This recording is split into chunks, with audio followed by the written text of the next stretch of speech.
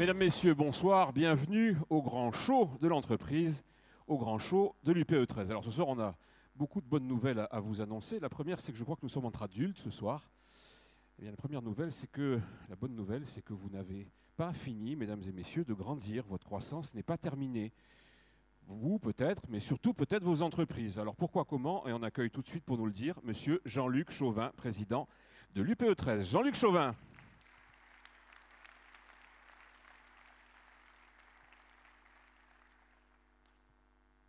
On va continuer à l'applaudir parce qu'il n'est pas encore sur scène.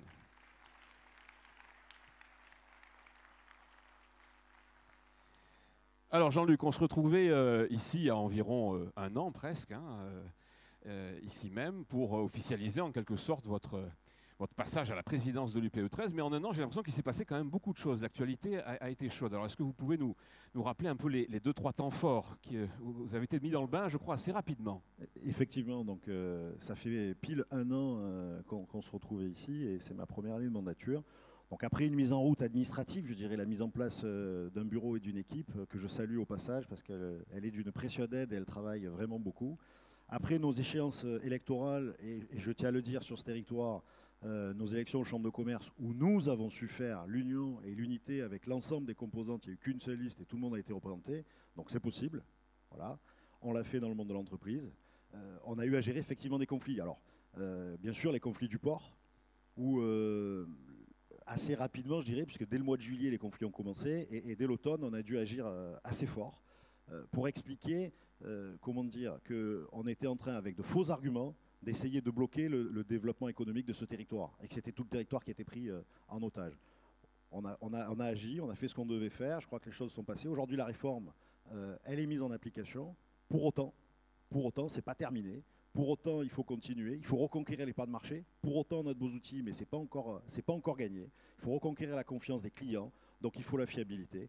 Et donc, on continue à en appeler à ces fameux états généraux du port qu'on a appelés, de façon à ce que ce port qui appartient à tous les Marseillais, la décision et la vision à 5 ans, 10 ans et au-delà, elle soit prise par tous les Marseillais et tous les gens de la métropole. Chaque fois que le port fonctionne bien, la métropole, Marseille-Provence se porte bien. Quand le port ne fonctionne pas, tout est bloqué, toute l'économie. Les artisans, les professions libérales nous ont apporté leur soutien dans ce combat. Ça prouve bien que tout le monde est impacté. Vous allez les obtenir, les états généraux du port?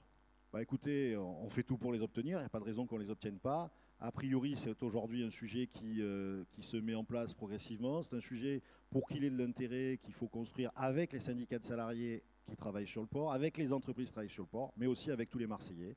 Donc c'est un sujet qui doit se faire. Il faut qu'on arrive à les obtenir dans les meilleurs délais, en tout cas peut-être d'ici la fin d'année. Alors on rentre dans une période un petit peu compliquée parce qu'il y a les élections qui se profilent à l'horizon.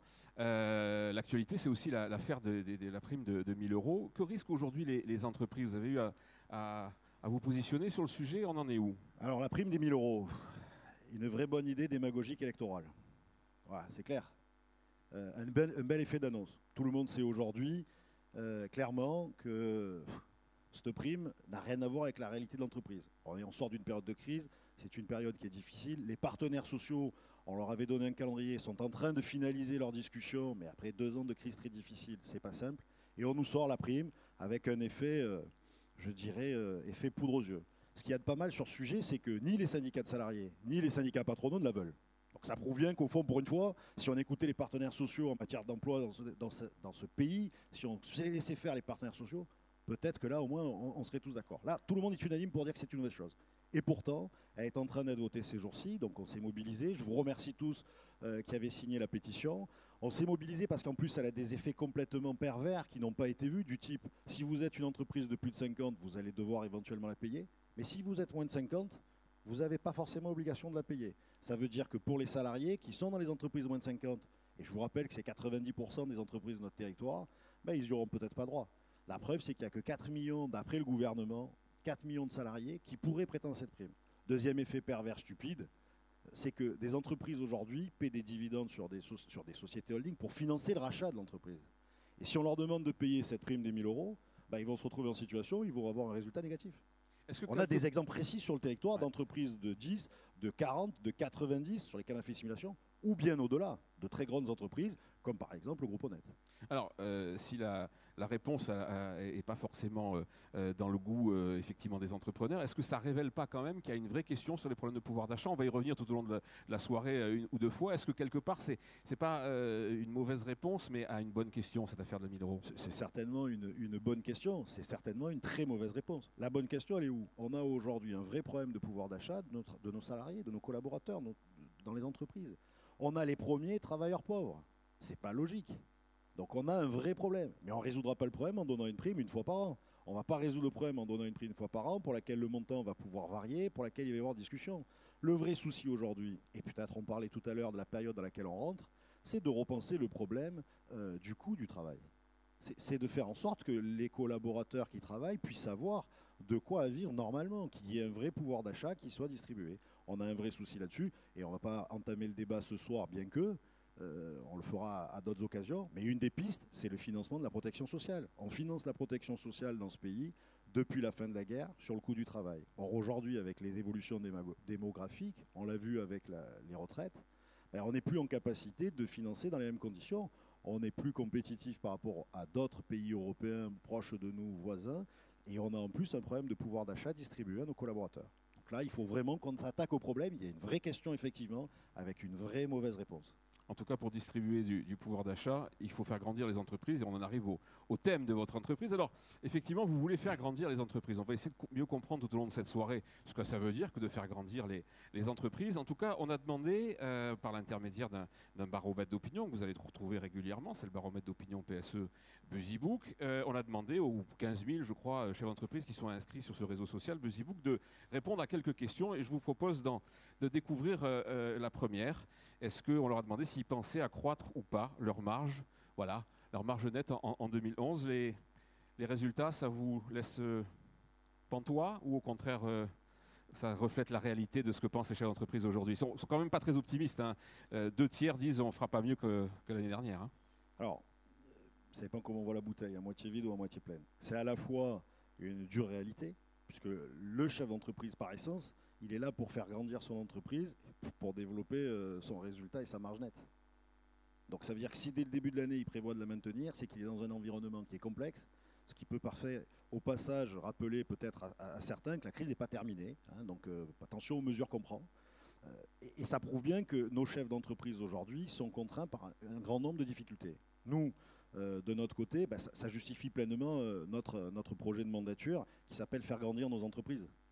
Ça veut dire qu'il faut qu'on donne les moyens aux entreprises de ce territoire d'arriver à grandir et faire en sorte que, à la fin de cette mandature, les sondages soient complètement inversés parce qu'ils savent qu'ils en ont les moyens. Ça pose le problème des moyens.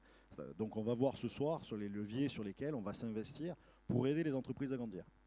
Il ne faut pas se tromper. Il n'y a que l'entreprise qui crée de la richesse dans ce pays. Et dans notre territoire, on n'a que des petites et moyennes entreprises. Chaque fois qu'on fait grandir l'entreprise, on développe la richesse et on développe l'emploi. Chaque fois qu'on développe l'emploi, on développe la richesse et on continue. Donc aujourd'hui, faire grandir nos entreprises, c'est à la fois directement lié à notre rôle de chef d'entreprise, à notre compte de résultat, mais c'est aussi lié à notre action dans le territoire, à faire grandir le territoire. Voilà, c'est ça l'enjeu de ce projet.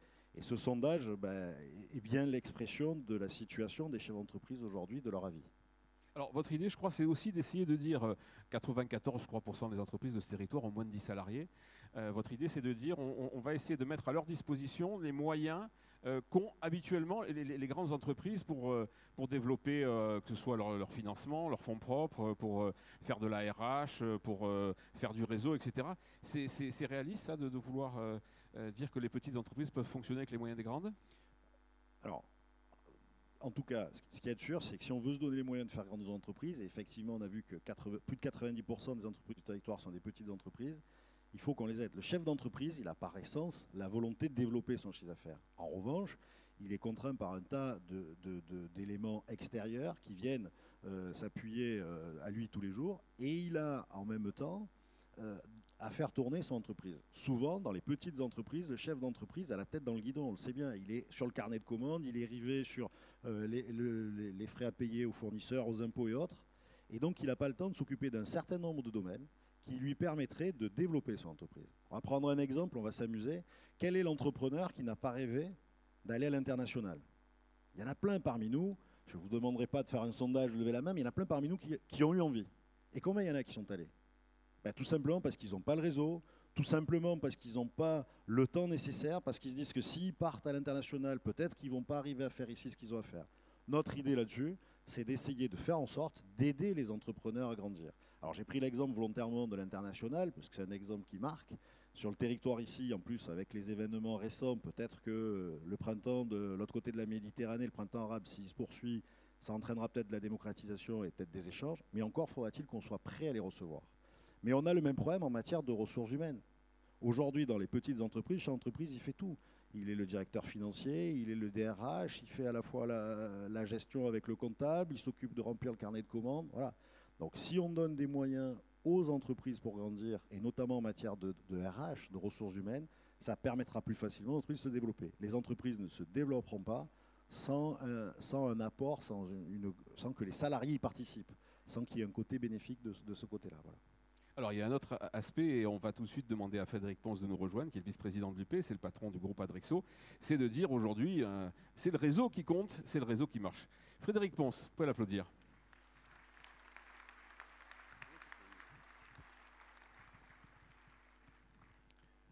Voilà, Frédéric, alors, il paraît, je me suis laissé dire que vous avez envie de transformer l'UP en un immense réseau d'affaires, en quelque sorte. Peut-être c'était déjà le cas, hein, je ne sais pas, vous allez nous expliquer. Alors c'est pareil, on est allé demander aux chefs d'entreprise s'ils avaient besoin d'un réseau, s'ils avaient besoin de... On va découvrir, voilà, pensez-vous avoir un réseau relationnel suffisant pour développer votre chiffre d'affaires? Bon, hein, 68%, je cherche en permanence à développer mon réseau. Je crois qu'on le voit mieux là. 0%, je n'ai pas besoin d'un réseau. Donc tous les patrons sont d'accord, ils ont besoin, le réseau, ça marche. Et jusqu'à présent, l'UP, on s'était un petit peu caché derrière son petit doigt pour faire ça ou pas? Je ne sais pas si on s'était caché derrière un petit doigt, mais en tout cas, on peut dire que ce soir, on est tous des militants, puisqu'on est là ce soir, mais on est 2000. Il y a 70 000 entreprises sur le territoire, il y en a plus de 10 000 qui sont adhérentes à l'UP. Et donc mon rêve, enfin notre rêve, c'est d'essayer d'attirer ces entreprises pour venir profiter des services de l'UP et du réseau de l'UP. Pour ça, on se dit qu'une bonne façon, c'est de les attirer en tant que clients. Et après, ils deviendront militants. Et donc là, le rêve, c'est que ces entreprises-là viennent d'abord nous rejoindre, et on le voit bien, il y a un vrai besoin autour de ça, et qu'après, si la vocation se perdure, on puisse réserver un endroit encore plus grand qu'aujourd'hui. Alors comment vous allez faire concrètement pour donner ce sentiment réseau, pour faire en sorte que tout le monde se mette en maillage pour faire de meilleures affaires? Alors on a pensé à 3 dimensions. Une dimension qui serait formelle, une dimension qui serait plus informelle et une dimension plus virtuelle. Donc voilà, la dimension, on va commencer par la dimension formelle.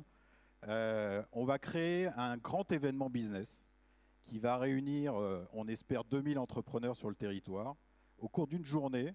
Et on va essayer de faire mailler les besoins d'achat avec les besoins de vente, d'organiser des rendez-vous, des espèces de speed dating autour de je fais du business pendant cette journée et je ne sors pas de cette journée sans avoir rempli un carnet de commandes. Et donc ça vous nous préparez ça pour quand? Le plus vite possible. Maintenant, il faut l'organiser, il faut faire matcher les besoins.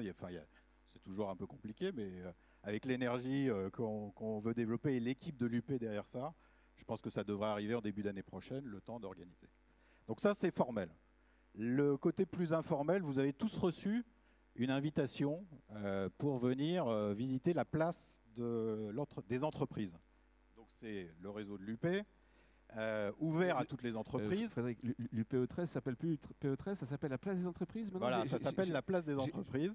Donc c'est un endroit ouvert à tous qui de façon informelle permet des rencontres, illustré par exemple par un Busy Book Café, où vous pouvez tout simplement venir boire un café et rencontrer d'autres entrepreneurs, mais aussi réserver une salle et puis avoir un entretien de recrutement. Enfin, un endroit qui permet de façon informelle de créer du business, de créer du réseau.